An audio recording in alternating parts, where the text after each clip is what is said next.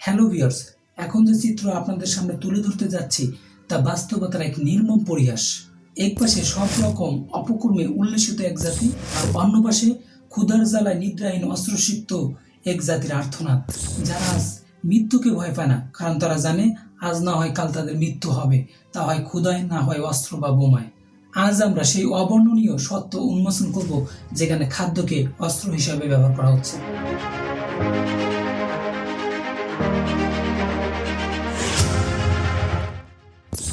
আমাদের মূল বিষয় যাওয়ার আগে প্যালেস্টাইন ভূমিতে ইসরায়েলের প্রবেশ সংক্রান্ত একটু ইতিহাস জানা যাক, যা আমাদের খাদ্য সংকটকে বুঝতে সহায়তা করবে। 1917 সালে 11 ডিসেম্বর অটোমান সেনাদের হাত থেকে জেরুজালেম দখল করে ব্রিটেন।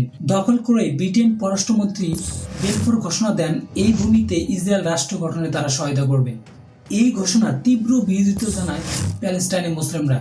এরপর বিভিন্ন সংঘাতে পার হয়ে যায় অনেকটা সময়। 1933 সালে জার্মান শাসক হিটলার ইহুদিদের উপর কঠিন হওয়া শুরু করলে ফলে ব্রিটেন পররাষ্ট্রমন্ত্রী বেলফোরের ঘোষণার উপর ভিত্তি করে হাজার হাজার ইহুদি অভিবাসী প্যালেস্টাইন ভূমিতে প্রবেশ শুরু করে।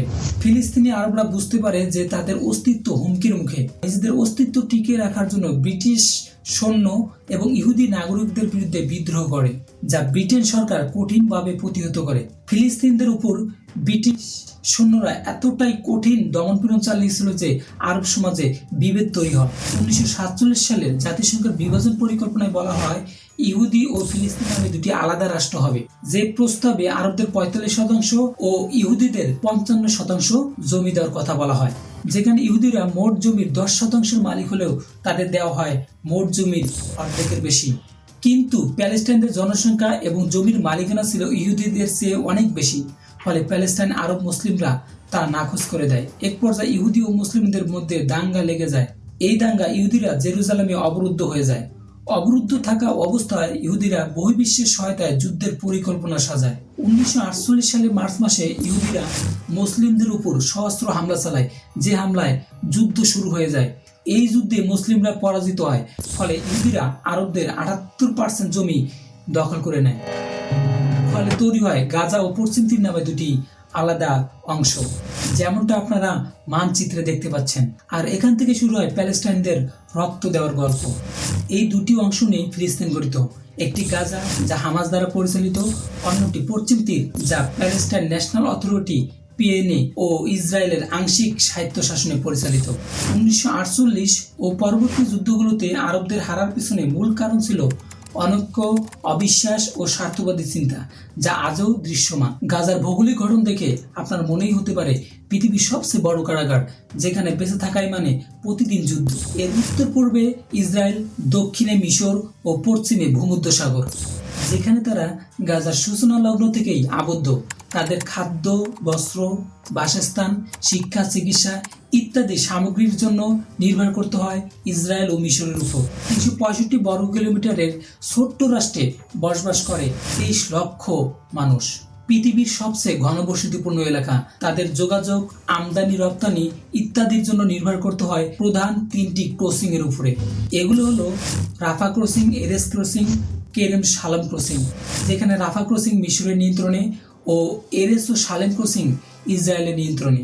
মূলত এই 3টি ক্রসিংই বর্তমানে গাজার খাদ্য সংকটের মূলে, কারণ দুটি রাষ্ট্রের কেউ গাজার মানবিকতা চিন্তা করে এই 3টি ক্রসিং এর চুল পরিমাণ ছাড় দিতে রাজি নয়। যেখানে মিশর হলো পশ্চিমাদের, যা এই পরিস্থিতিকে করেছে আরো ভয়াবহ।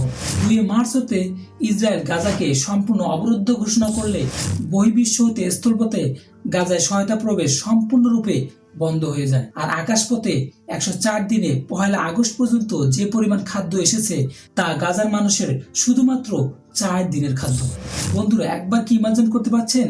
দিন অতিবাহিত হয়ে গেছে 120 দিন, কিন্তু গাজায় খাদ্য প্রবেশ করছে মাত্র 4 দিনের, যেখানে কৃষি উৎপাদন সম্পূর্ণরূপে কলাপস করেছে। একথা চিন্তা করলে আমার তো গায়ের লোম শিউরে উঠছে। আপনার? গাজাবাসীর জন্য প্রত্যেক মাসে 62,000 টন খাদ্য প্রয়োজন, সেখানে মার্চ ও এপ্রিলে কোনো প্রকার খাদ্যই প্রবেশ করে নাই। মেতে প্রয়োজনীয় খাদ্য 20%, জুনে 37% এবং সর্বশেষ জুলাইতে 33% খাদ্য প্রবেশ করে, যার ফলে আজকের এই ভয়াবহ পরিস্থিতি। রিপোর্টে বলা হচ্ছে অক্টোবর 2023 হতে শুরু হওয়া যুদ্ধে এখন পর্যন্ত 438 জন শুধুমাত্র খাদ্যের অভাবে মারা গেছে। বন্ধুরা, একবার চিন্তা করুন তো, যেখানে জাতিসংঘ রিপোর্ট বলছে পৃথিবীতে গড়ে প্রতিদিন 100 কোটি টন খাদ্য আপনি আমি নষ্ট করছি, অন্যদিকে গাজাবাসী অনাহারে দিনের পর দিন জীবনযাপন করছে। আর যে সামান্য পরিমাণ খাদ্য স্থল ও আকাশপথে ইসরায়েল বাহিনী ঢুকতে দিচ্ছে, তাও শিকার ধরার মতো ইসরায়েল বাহিনী তা ব্যবহার করছে। আর যখন খাদ্য নিতে যায় তখন চলে বর্বর বাহিনীর নির্বিচারে গুলি। This is not a battlefield, though it might look like one. It's a food distribution point in Gaza. Bullets are kicking at the sand as men wait to get food. It's one of 4 sites run by the so-called Gaza Humanitarian Foundation. কে কয়টা শিকার করতে পারে তার চলে মানুষরূপী এক প্রতিযোগিতা ও উল্লাস।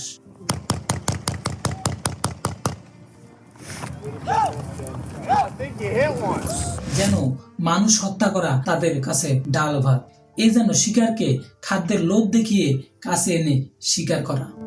মানবিক সংস্থার এক কর্মকর্তা বলেন, ইসরায়েল পরিকল্পিত ম্যাসাকার চালাচ্ছে। যখন তারা খাদ্য নিতে যাচ্ছে তাদের উপরে অফেন ফায়ার করা হচ্ছে। জাতিসংঘের মানবাধিকার বিষয়ক হাই কমিশনারের কার্যালয়ের তথ্য অনুযায়ী 27 মে থেকে 31 জুলাইয়ের মধ্যে অন্তত 859 জন ফিলিস্তিনি জিএইচএফ এর ত্রাণকেন্দ্রগুলোর আশেপাশে খাদ্য সংগ্রহের চেষ্টা করার সময় নিহত হয়েছেন, যাদের অধিকাংশই ইসরায়েলি সেনাবাহিনীর গুলিতে মারা গেছেন। এরকম একটি হৃদয় বিদারক ঘটনা ঘটেছে 12 বছরের আমিন নামে এক এতিম ছেলের সাথে। তার বাবা মা আগেই শহীদ হয়েছেন দখলদার ইসরায়েল বাহিনীর ধ্বংসযজ্ঞে। ঘরে অভুক্ত 6 বছরের ছোট ভাইয়ের খাদ্যের জন্য হাহাকার দেখে দীর্ঘ 12 মাইল অতিক্রম করে ত্রাণ নিতে আসে জিএসএফ এর ত্রাণ কেন্দ্রে। দীর্ঘ সময় অপেক্ষা করে পায় সে কিছু চাল ও ডাল। তা নিয়ে সে হাসি খুশি সন্তুষ্ট, কারণ নিজের জন্য নয়, ছোট ভাইকে খাওয়াতে পারবে বলে। কিন্তু বাড়ি ফেরা আর হলো না। দখলদার বাহিনীর গুলিতে নির্মমভাবে হত্যার শিকার হন ছেলেটি, যা বর্ণনা করছিলেন মার্কিন বাহিনীর এক সদস্য। তিনি বলেন, ছেলেটি সামান্য কিছু পেয়েই ছিলেন হাস্যোজ্জ্বল। তিনি আমার কাছে আসলো, আমার হাতে চুম্বন করলো, তারপর আমাকে ধন্যবাদ জানিয়ে চলে গেল। কিন্তু তার বাড়ি ফেরা হলো না। কিছুদূর গিয়েই সে গুলির শিকার হয়। This young little boy, his name is Amir. He walked 12 kilometers to get some food. And the guy standing next to me, this young boy, holds his hand and he kisses it. And then he comes to me and he holds my hand and he kisses it. And he looked at me in the eyes and he says, "Thank you." He said it in English. Amir didn't make it home. He was killed by the IDF. এরকম প্রতিনিয়ত ঘটছে গাজাতে, যেন গাজা একটি battlefield, কিন্তু তারা অস্ত্রহীন, অসহায়, ক্ষুধার্ত। These children that are starving and dying, people are starving in Gaza. People are dying in Gaza. এই বর্বরতা সহ্য করতে না পেয়ে তিনি মার্কিন বাহিনীর আর্মি থেকে পদত্যাগ করেন। গাজাতে খাদ্য সংকট কতটা প্রকট আকার ধারণ করছে তা আপনারা আমার কল্পনাতীত। গাজা একটি পরিবার দিনে মাত্র 100 গ্রাম খাবার পায়, যা একটি বিড়ালের একবেলার খাবারের চেয়েও কম। জাতিসংঘের WFP এর রিপোর্ট, গাজা ও পশ্চিম তীরে 90%, প্রায় 47 লক্ষ মানুষ চরম খাদ্য সংকটে। 96% পরিবার নিরাপদ পানিহীনতায় এবং 71,000 শিশু যাদের বয়স 6 থেকে 59 মাস বর্তমানে অপুষ্টির শিকার। এদের মধ্যে প্রায় 14,000 শিশু মারাত্মক পুষ্টিজনিত ঝুঁকিতে, যাদের চিত্র সোশ্যাল মিডিয়াতে আপনার আমার চোখের সামনে ঘুরে ফিরে আসছে। এদের শরীরে মাংস নেই, আছে শুধু জীবন্ত লাশের কঙ্কাল। এ যেন শৈশবকালে শোনা বয়োজ্যেষ্ঠদের কাছে রক্ত মাংসহীন ভূতের কাল্পনিক গল্প। না, এটি আর কাল্পনিক গল্প নয়, এটা বাস্তব, যা গাজার শিশুদের চিত্র। গাজায় এরকম চিত্রের অভাব নেই। যেমন একজন মা বলছিলেন, তার 14 বছরের ছেলের বর্তমান ওজন মাত্র 10 কেজি, কিন্তু তার শারীরিক ওজন ছিল 40 KG. He used to weigh 40 kilograms and was the pillar of strength in our family. The 14-year-old is severely malnourished and weighs less than 10 kilograms. এরকম চিত্র গাজার প্রতিটি পরিবারে। তারা অনাহারে অর্ধাহারে ধুকে ধুকে মরছে, কারণ খাদ্য। হ্যাঁ, আপনি ঠিকই শুনেছেন, কারণ খাদ্য, যা আপনি আমি প্রতিনিয়ত নষ্ট করছি।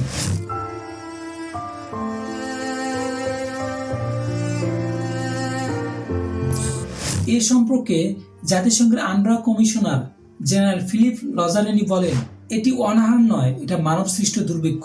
আমরা প্রতিদিন শিশুদের মরতে দেখছি।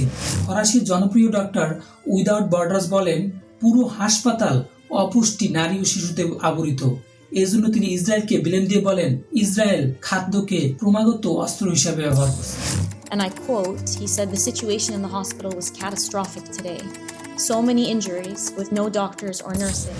আল জাজিরা উল্লেখ করেছে প্রায় 1 লক্ষ শিশু ও নারী অপুষ্টিতে ভুগছে, তার অনেকে মৃত্যু ঝুঁকিতে। গাজার 1/3 দিনে এক বেলাও খাবার পায় না, ফলে তারা ক্ষুধা নিবারণের জন্য খাদ্যের উচ্ছিষ্ট, পচা বাসি খাবার এবং পশু পাখির খাবারও গ্রহণ করছে, যার চিত্র উঠে এসেছে আল জাজিরা, দ্য গার্ডিয়ান ও WH এর প্রতিবেদনে। আল জাজিরাতে উঠে এসেছে ফাতিমা নামে একজন মা বলেন, প্রতিদিন 8 কিলোমিটার হেঁটে ইসরায়েল বসতি থেকে বজ্র খাদ্য সংগ্রহ করি। আমার শিশু মরতে বসেছে আর আমি তাকে খাওয়াতে পারছি শুধু পচা খাবার আর লবণ ও পানি। দ্য গার্ডিয়ান উল্লেখ করেছে আবু ওমরের পরিবারে 12 জন সদস্য। পরিবারটি ইসরায়েলদের ইঁদুরের খাওয়ার জন্য রাখা শস্য চুরি করে রান্না করে ক্ষুধা নিবারণ করে। WHO প্রতিবেদনে লিখেছে উম্মে ইয়াহিয়ার পরিবারটি দিনে 1 কাপ ঘন মার, যেটি গম ও পানির মিশ্রণে তৈরি করা হয়, তা খেয়ে বাঁচে। দ্য গার্ডিয়ান আরেকটি প্রতিবেদনে উল্লেখ করেছে আবু শার্ক নামে এক মায়ের কষ্টে ভরা বুকের কথা। তিনি যখন কথা বলতেছিলেন তখন থেকে 24 ঘন্টা ধরে তিনি কিছুই খায়নি, কিন্তু এ নিয়ে সে চিন্তিত নয়, সে চিন্তিত 14 বছরের তার মেয়েকে নিয়ে। তিনি বলেন, আমার মেয়ে চরম পুষ্টিহীনতায় ভুগছে, তার ওজন কমতে কমতে মাত্র 6 কেজিতে দাঁড়িয়েছে। যখন সে খাবার খুঁজতে বের হয় তখন তার মাথা ঘোরে, দুর্বল লাগে, পড়ে যাওয়ার মতো হয়, কিন্তু সে দাঁড়ায় না, কারণ বাড়িতে ছোট মেয়েরা খাবারের অপেক্ষায়। তিনি আরো বলেন, আমি বিশ্বকে চ্যালেঞ্জ জানাই, আসুন মাত্র একদিনের জন্য আমাদের জীবনযাপন করুন। যখন আপনাদের সন্তান ক্ষুধার জ্বালায় কাঁদবে কিন্তু আপনারা সম্পূর্ণভাবে কিছু দিতে অক্ষম হবেন, তখন বুঝবেন কেমন লাগে। মানবতা কোথায়, যেখানে সবার সামনে একটি জাতি ধীরে ধীরে ধ্বংস হয়ে যাচ্ছে কিন্তু কারো যেন কিছু করার নেই। প্রখ্যাত ইসরায়েল লেখক ও ঔপন্যাসিক ডেভিড গ্রোসমান নিজের রাষ্ট্রের বিরুদ্ধে গিয়ে বলেছেন, অসীম বেদনা এবং ভগ্ন হৃদয়ে স্বীকার করছেন যে ইসরায়েল বর্তমানে গাজায় গণহত্যা চালাচ্ছে। গাজার স্বাস্থ্য মন্ত্রণালয় বলছে এখন পর্যন্ত 60,138 জন ইসরায়েলের হত্যার শিকার হয়েছে, যার 50% গুলি ও বোমায়, 30% অপুষ্টিতে এবং 20% অপারেশন ও ওষুধের অভাবে। জেনেভা কনভেনশন অনুযায়ী খাদ্য অবরোধ একটি যুদ্ধ অপরাধ, কিন্তু ইসরায়েল প্রতিনিয়ত করে যাচ্ছে আর বিশ্ববাসী চেয়ে দেখছে যেন তাদের কিছুই করার নেই। 2024 সালে যুক্তরাষ্ট্র ইসরায়েলকে $14 বিলিয়ন অস্ত্র সহায়তা দিয়েছে, কিন্তু একই সময়ে গাজাতে 20টি খাদ্যের ট্রাক ঢুকতে দেওয়া হয়েছে। এক পাশে গণহত্যার শিকার অসহায় অস্ত্রহীন ক্ষুধার্ত গাজাবাসীর আর্তনাদে যখন গাজার আকাশ ভারী, মাটি রক্তাক্ত, বাতাসে ক্ষণে ক্ষণে মৃত্যুর মিছিলের ঝংকার, আর অন্য পাশে তা দেখার জন্য প্রদর্শনীর ব্যবস্থা করেছে ইসরায়েল সরকার, যেখানে তারা দেখবে, খাবে আর উল্লাস করবে, আর গাজাবাসীকে নিয়ে ঠাট্টা বিদ্রোহ হাসি তামাশা করে বিনোদন নিবে। So we went to a spot overlooking Gaza. Israelis come here to look at the war, only a few miles away. It was hazy, so it was hard to see, and the steady sound of Israeli artillery was carried away on the wind. Since my last visit, vending machines have been installed if anyone needs refreshment. এটাই কি সভ্যতা?